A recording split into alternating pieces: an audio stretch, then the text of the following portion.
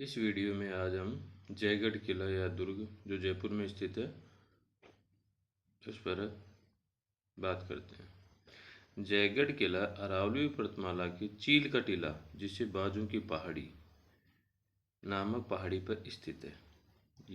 यह जयपुर राजस्थान भारत में आमेर के पास किले और माउटा झील को देखता है, यानी माउटा झील के सामने है। राजा कोकिल देव ने मीना जनजातियों से आमेर क्षेत्र पर कब्जा कर लिया और 11वीं शताब्दी के मध्य में जयगढ़ किले का निर्माण शुरू किया। सदियों के दौरान महाराजा जयसिंह द्वितीय सहित बाद के शासकों ने किले का विस्तार किया, जिन्होंने परिसर में महलनुमा अपार्टमेंट बनवाए।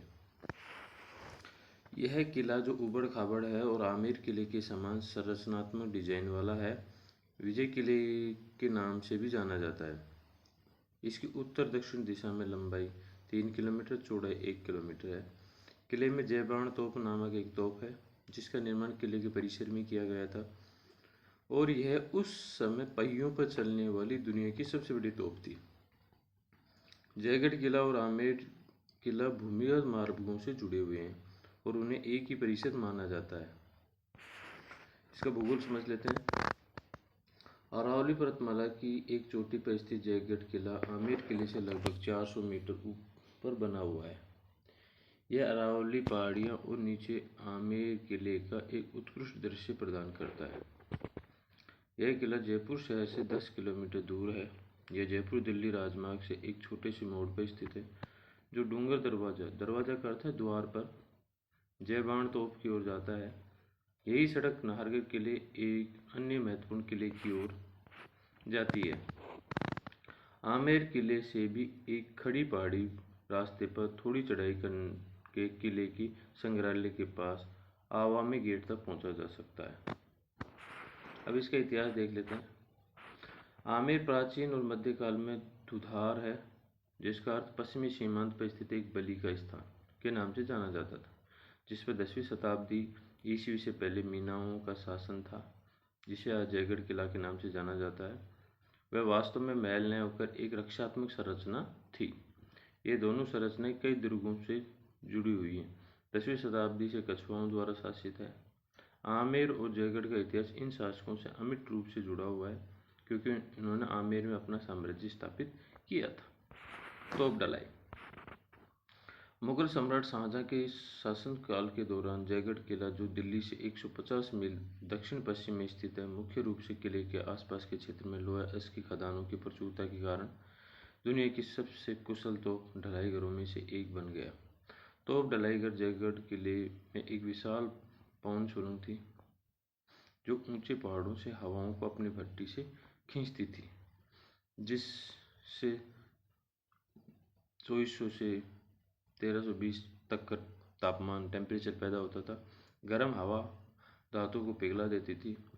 पिघली हुई धातुओं एक जलाशय कक्ष को भर देती थी और ढलाई के गड्ढे में तोप के सांचे में चली जाती थी। उनमें से अधिकांश तोपें विशाल थीं, ज़्यादातर 16 फीट लंबी और एक दिन में तैयार करनी पड़ती थी। राजपूत ने एक बड़ा सरल यांत्रिक उपकरण भी बनाया था। जब 1658 में मुगल उत्तराधिकार का युद्ध छिड़ा, तो दारा शिकोह ने जयगढ़ किले की तोप चौकी को तब तक सुरक्षित रखा जब तक कि वह अपने छोटे भाई औरंगजेब से हार के फांसी पर निचट गए। हालांकि बाद में मुगल सम्राट मोहम्मद शाह ने जय सिंह द्वितीय को जयगढ़ किले का आधिकारिक मुगल किलेदार नियुक्त किया। एक फरमान के अनुसार अंततः जय सिंह द्वितीय को जयगढ़ किले के अंदर महत्वपूर्ण ढलाई खाने और उपकरणों का उपयोग करके महान जयबाण तोप को ढालने के लिए जाना जाता है। विवरण देख लीजिए। किला लाल बलुआ पत्थर की मोटी दीवारों से अत्यधिक सुदृढ़ है। 3 किलोमीटर की लंबाई, 1 किलोमीटर चौड़ाई वाले लेआउट प्लान में फैला हुआ है। इसके भीतर एक प्रभावशाली चौकोर बगीचा है। प्रत्येक कोने में प्राचीन ढलान वाली है। ऊपर इस स्तर की संरचनाओं तक पहुंच प्रदान करती है। महलों में स्क्रीन वाली खिड़कियों के साथ कोर्ट रूम और हॉल हैं। एक ऊंची जमीन पर एक केंद्रीय वाच टावर आसपास के परिदृश्य के उत्कृष्ट दृश्य प्रदान करता है।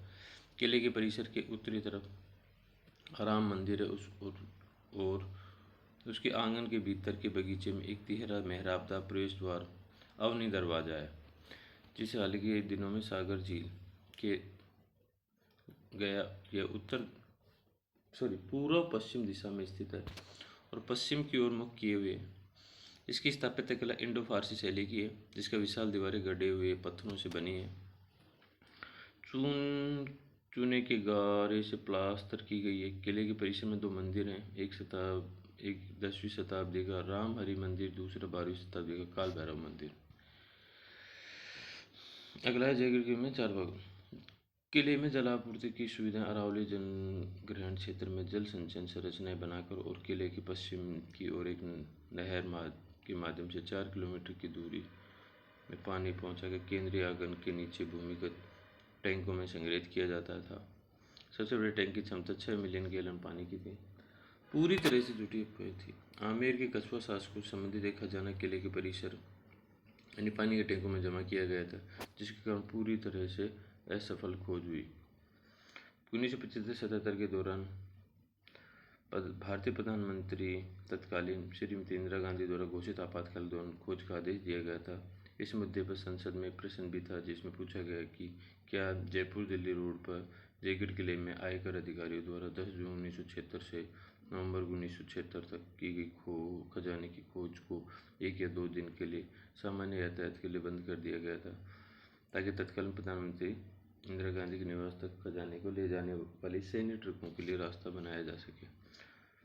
हालांकि 3 महीने की खोज के बाद जयगढ़ किले में सेना की एक इकाई द्वारा खजाना खोजने की गई थी, जिसमें कोई खजाना नहीं मिला था। तभी अनुमान लगाया गया था कि सवाई जयसिंह ने संभवतः जयपुर शहर निर्माण के लिए खजाने का इस्तेमाल किया था। शस्त्रशाला। यहाँ के शस्त्रागार कक्ष में तलवारों, ढालों, तोपों, बंदूकों, 50 किलोग्राम के तोप के गोलों का विस्तृत प्रदर्शन है। यहाँ प्रदर्शित चित्रों में जयपुर के महाराजा सवाई भवानी सिंह और मेजर जनरल मान सिंह द्वितीय की पुरानी तस्वीरें, जिन्हें भारतीय सेना में वरिष्ठ अधिकारियों की सेवा दी थी। संग्रहालय। यह संग्रहालय आवामी गेट के बाईं ओर स्थित है। इसमें जयपुर के राजघराने की तस्वीर, डाक टिकटों की कलाकृतियाँ प्रदर्शित है, जिनमें ताश के पत्तों का एक गोलाकार पैकेट भी शामिल है। संग्रहालय में 15वीं शताब्दी का पुराना तुगतानों महलों का हाथ से बनाया गया नक्शा भी देखने को मिलता है। जयबाण तोप। जयगढ़ किला राजपूतों के लिए तोप के उत्पादन का केंद्र था। यह जयबाण का घर था। 1720 में इसके निर्माण के समय यह प्रारंभिक युग के पहियों पर दुनिया की सबसे बड़ी तोप थी। यह ढलाई खाना जहाँ इसका निर्माण किया गया था वह भी यहीं स्थित था। बाड़े के प्रवेश द्वार पर एक पट्टिका जहाँ जयबाण तोप प्रदर्शित की गई। तोप के इतिहास, उसके आकार, उपयोग के बारे में प्रासंगिक जानकारी देती है। इस तोप का इस्तेमाल कभी किसी लड़ाई में नहीं किया गया, क्योंकि आमेर के राजपूत शासकों मुगलों के साथ मैत्रीपूर्ण संबंध थे। यह किले की अच्छी तरह से संरक्षित विशेषताओं की गवाही देता है। जयबाण तोप का निर्माण महाराजा सवाई जयसिंह द्वितीय यानी 1669 से 74 के शासनकाल के दौरान जयगढ़ की एक ढलाईशाला में किया गया। बैरक की लंबाई 16.15 मीटर और वजन 50 टन है और इसका व्यास 11 इंच है। बैरल पर पेड़ों, एक हाथी की आकृति और पक्षियों इन बतखों के एक जोड़े को दर्शाती सजावट उकेरी गई है। यह पहाड़ियों पर लगा होता है और इसमें रोलर पिन बेयरिंग पर लगे 2 पिछले पहियों की व्यवस्था होती है, जिसे इसे 360 डिग्री घुमाया जा सकता है और किसी भी दिशा में फायर किया जा सकता है। तोप का मौसम से बचाने के लिए एक टीन शेड बनाया गया है। तोप की मारक क्षमता 22 मील थी और इसमें 50 किलोग्राम के गोले इस्तेमाल होते थे। अब हम MCQ क्वेश्चन देखते हैं। यहाँ जयपुर के जयगढ़ किले पर आधारित कुछ बहुविकल्प प्रश्न हैं। जयगढ़ किले का निर्माण किस राजा ने करवाया? तो मानसिंह प्रथम, सवाई जयसिंह द्वितीय, महाराणा प्रताप और सवाई प्रताप सिंह। तो इसका आंसर बी होगा, सवाई जयसिंह। जयगढ़ किले में स्थित विश्व की सबसे बड़ी पहिएदार तोप कौन सी है? गोलदार तोप, जयबाण तोप, जंगी तोप, विक्टोरियन तोप। तो जयबाण तोप। जयगढ़ किले को किस अन्य नाम से जाना जाता है? तो इसको विक्ट्री फोर्ट के नाम से भी जाना जाता है, न कि शाही किला, गुलाबी किला, जल महल, ऐसा नहीं है। जयगढ़ किला किस अरावली पर्वतमाला पर स्थित है? तो देखिए, शिवालिक पर्वत, नीलगिरी पर्वत, अरावली और सह्याद्री। तो इसका आंसर अरावली। जयगढ़ किला किससे जुड़ा हुआ है और इसका क्या उद्देश्य है? आमेर में एक गुप्त मार्ग द्वारा आपातकाल में महिलाओं और बच्चों को निकालने के लिए, सिटी पैलेस में पानी लाने के लिए, सकेमा के द्वारा सामान लाने के लिए या जल महल से आग बुझाने के लिए। तो इसका आंसर ए आएगा, आमेर के एक गुप्त मार्ग द्वारा आपातकाल में महिलाओं और बच्चों को निकालने के लिए। तो ये हमारा आज जो जयगढ़ फोर्ट था उसके हमने डिटेल किया। अच्छा लगा हो तो चैनल को सब्सक्राइब करें। धन्यवाद।